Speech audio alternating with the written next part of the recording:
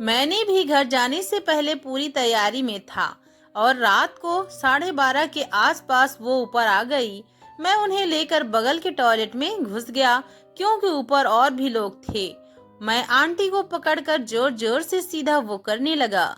दोस्तों, मेरा नाम कुणाल है, मेरी उम्र 22 साल है। मैं दिखने में बहुत ही सुंदर और अच्छा खासा गोरा हूँ।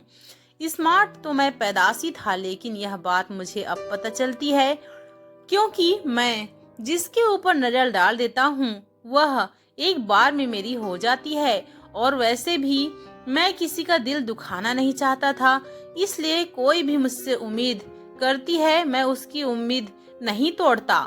मैं हरियाणा के सिरसा जिले के एक गांव का रहने वाला हूँ।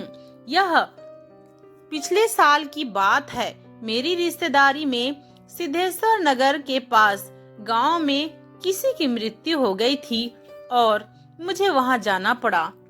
किसी की मौत होने पर गांव में कितना रोना धोना होता है, आपको तो पता ही होगा है। शोर शराबे के बीच में मैं छोटे मोटे कामों में लगा हुआ था।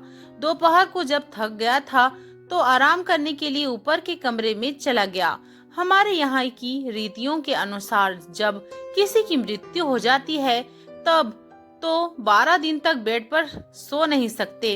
तो मैं कहीं से एक गद्दा की जुगाड़ कर ले आया और फर्श पर बिछाकर आराम करने लगा। थकान के चलते मुझे कब नींद आ गई मुझे पता ही नहीं चला। 1 घंटा भी नहीं हुआ था कि अचानक ऐसा लगा कि मेरे पास में कोई आया है। मैंने आंखें खोलकर देखा तो एक आंटी थी।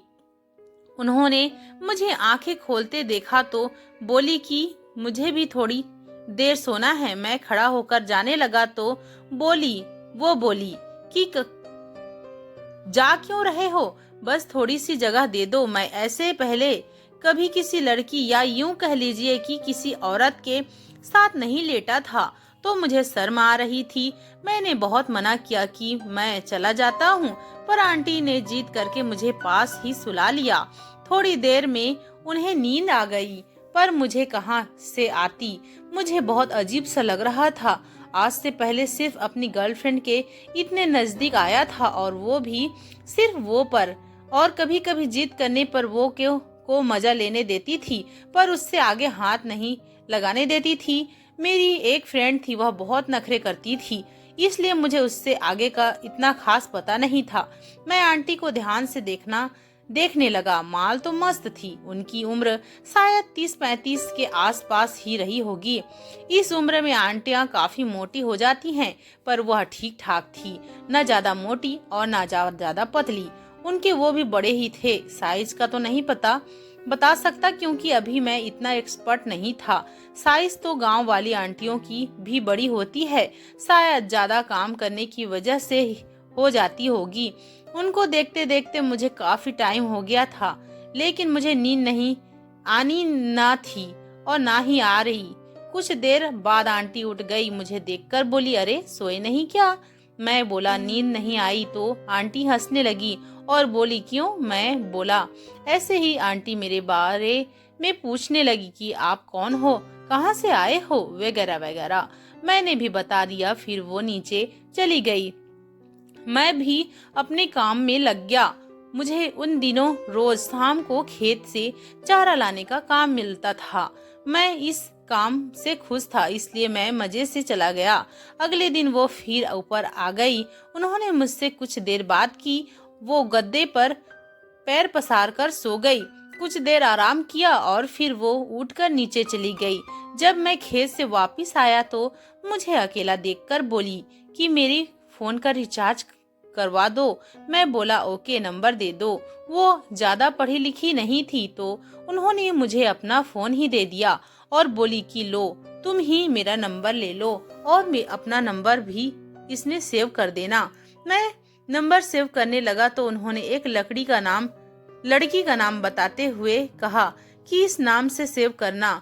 मैंने उनका नाम तो ले लिया, परंतु अपना सेव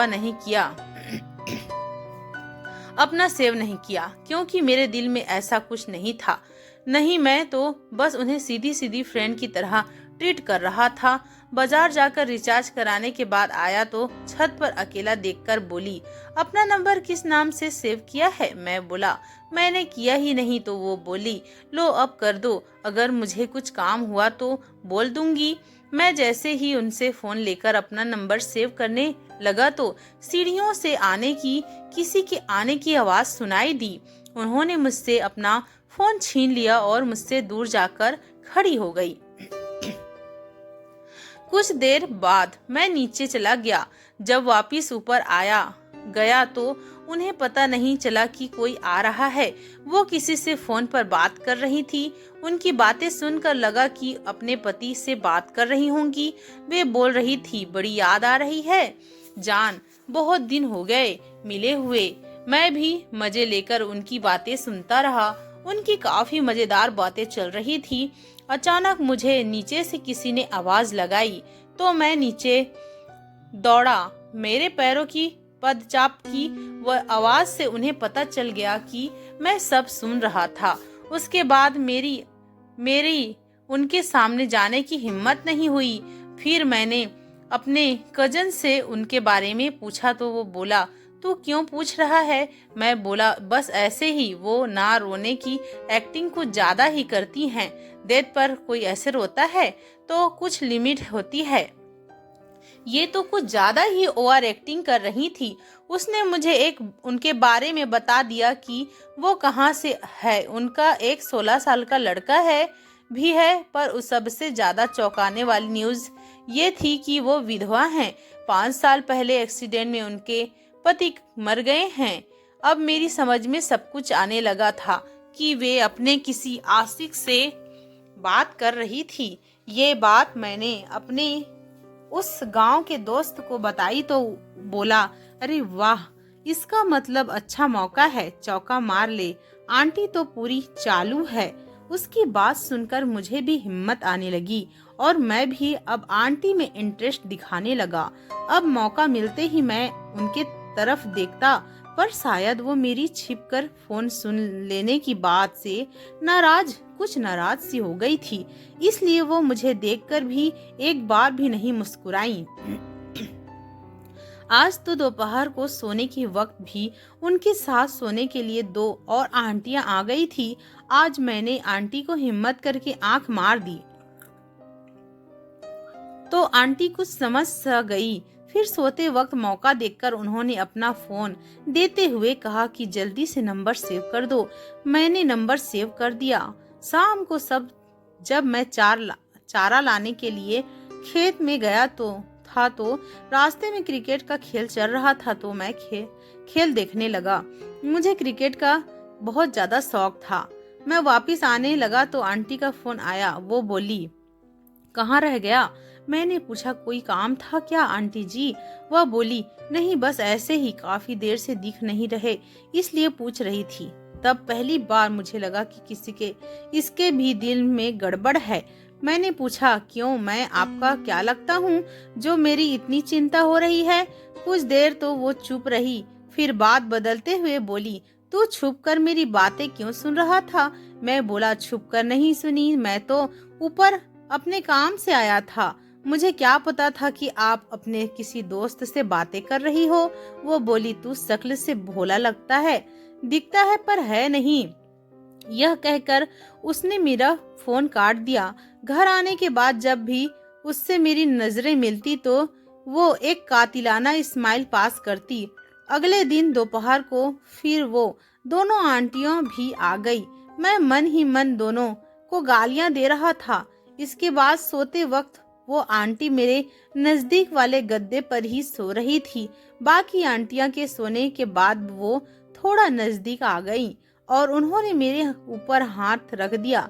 मैं उनकी इस हरकत से जब नहीं हिला तो धीरे से बोली, मुझे पता है कि तू जग रहा है, एक्टिंग मत कर। मैं आंखें खोलकर उन्हें देखने लगा। वो मेरे सीने पर हाथ घुमाने लगी। मुझे कुछ होने लगा। मेरा दिल कर रहा था कि आंटी के ऊपर हाथ फेर लूं, पर मेरी हिम्मत नहीं हो रही थी। आंटी मेरी झिझक समझ गई और मेरा हाथ उठाकर अपने वो पर रख लिया।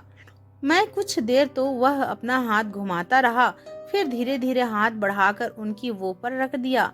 हाथ फिराने लगा। आंटी के वो मेरी गर्लफ्रेंड से भी काफी ज्यादा मुलायम थे। वो भी अपनी वो पर मेरे हाथ के स्पर्श का मजा लेने लगी। कुछ ही देर में आंटी ने अपना हाथ मेरी वो पर रख दिया, जो अब तक धारदार हो चुका था। पर इस वक्त इस कमरे में हम दोनों के अकेला न होने की वजह से आंटी ने मेरे टावर को बाहर नहीं निकाला था, बस ऊपर से ही मेरे टावर को सहलाती रही। मैं उनके वो को नीचे हाथ ले जाकर उनकी वो को सहलाने लगा। वो भी काफी एक्साइटेड हो गई थी, पर दिखा नहीं रही थी। आधे घंटे ये हाथ फेरने का खेल चलता रहा। इसके बाद सब उठकर नीचे जाने लगे तो वो थोड़ा सा लेट होकर जल्दी से मुझे वो करके चली गई। उस दिन आंटी से खेलने का और मौका नहीं मिला।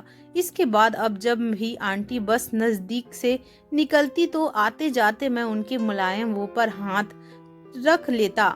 वो हंसकर आगे को निकल जाती। अगले दिन वो दो आंटियां तो आ गई सोने, पर मेरे वाली नहीं आई। मैं उनको देखने गया तो वे अभी भी नीचे कुछ काम कर रही थी।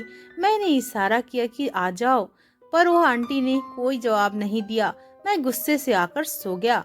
सब उठने ही वाले थे तब वो आई और दूसरी आंटियों को बोली, आज तो काम बहुत ही ज्यादा था, मैं तो अपने हिस्से का कराई हूँ, अब तुम जाओ नीचे काम करो, जब तक मैं कुछ देर आराम कर लेती हूँ। तब मुझे समझ में आया कि ये आंटी का प्लान था। मैं बहुत खुश हुआ जिसे वो समझ गई।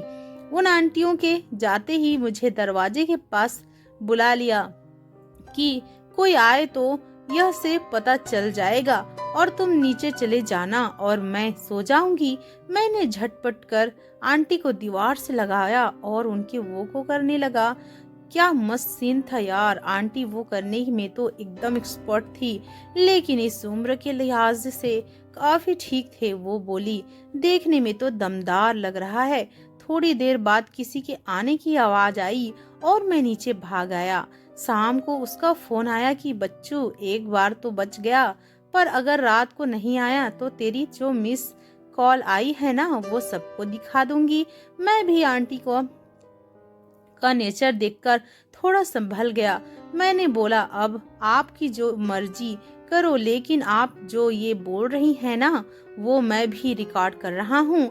ये बात अलग है कि कोई रिकॉर्ड नहीं कर रहा था, मैं नहीं कर रहा था। तो वो डरते हुए बोली, अरे मैं तो मजाक कर रही थी, तेरी शक्ल देखकर ही पता चल गया था कि तूने कभी कुछ किया ही नहीं होगा, और थोड़ा नर्वस भी लग रहा था। तुझे मैं धमकी ना देती तो तू आता भी नहीं। अगर किसी को मैंने बताया तो मेरी भी तो बेइज्जती होगी। तो मैं बोला, आंटी आपके मजाक के चक्कर में मेरी तो हालत पंचर हो गई थी ना, मैं तो अपने गांव भागने वाला था। तो वो बोली, अब और बात नहीं कर सकती, कोई आ रहा है, चल रात को मिलते हैं। मेरा भी कुछ हौसला बढ़ गया और मेरा टावर फिर से खड़ा हो गया। मैंने भी घर जाने से पहले पूरी तैयारी में था और रात को 12:30 के आसपास वो ऊपर आ गई। मैं उन्हें लेकर बगल के टॉयलेट में घुस गया, क्योंकि ऊपर और भी लोग थे। मैं आंटी को पकड़कर जोर जोर से सीधा वो करने लगा। वो बोली, क्या हो गया है, ऐसे जंगलियों की तरह क्यों टूट पड़ रहे हो? मैं थोड़ा नशे में बोला, चुप रहो और जो कर रहा हूँ वो करने दो। आंटी चुप हो गई। मैं आंटी को वो करता रहा और वह मजा लेती रही, कभी यहाँ पर तो कभी वहाँ पर, कभी कट्टू तो कभी ये तो कभी वो, तो कभी कान पर काटता। मैंने कहानियों में पढ़ा था, जो पढ़ रखा था कि औरतों का सबसे सेंसिटिव पार्ट ये होता है। आंटी पूरी खुश होने लगी। आंटी का सिर दीवार पर लग रहा था, पर जैसे मैंने एडजस्ट कर लिया था, कम जगह की वजह से पोजीशन तो जैसे नहीं कर पाए, पर आंटी ने मुझे जन्नत की सैर करवा दी थी। लगभग 20-22 मिनट के बाद मैं झड़ने लगा। हम दोनों इसके बाद भी एक दूसरे के कांटेक्ट में रहे और फिर कुछ दिनों बाद गर्लफ्रेंड से ब्रेकअप हो चुका था, पर अब तो लगता है कि लड़की पर ट्राई मारने का कोई फायदा ही नहीं है। बस किसी आंटी या भाभी को मनाओ, क्योंकि जितना मजा वो देती हैं उतना गर्लफ्रेंड से नहीं मिलता है। और फिर लड़कियों के नखरे इतने ज्यादा होते हैं कि क्या ही बताऊं। भाई, हम लड़कों को तो आराम से प्यार से सब कुछ चाहिए होता है, जो सिर्फ भाभियां या आंटियां ही समझती हैं। तो दोस्तों, इस तरह से मैंने आंटी जी से दोस्ती की और अपनी और उनके जीवन में खुशियां को लाया। आपको मेरी ये कहानी कैसी लगी, कमेंट करके जरूर बताना। और क्या आपने किसी आंटी या भाभी से ऐसा मजा लिया है, वो भी कमेंट करके जरूर बताना। और हाँ, आपको हमारी कहानी अच्छी लगी हो तो कहानी को लाइक और चैनल को सब्सक्राइब जरूर कर लेना। हम आपके लिए ऐसे मजेदार कहानियां लेकर आते रहेंगे। धन्यवाद।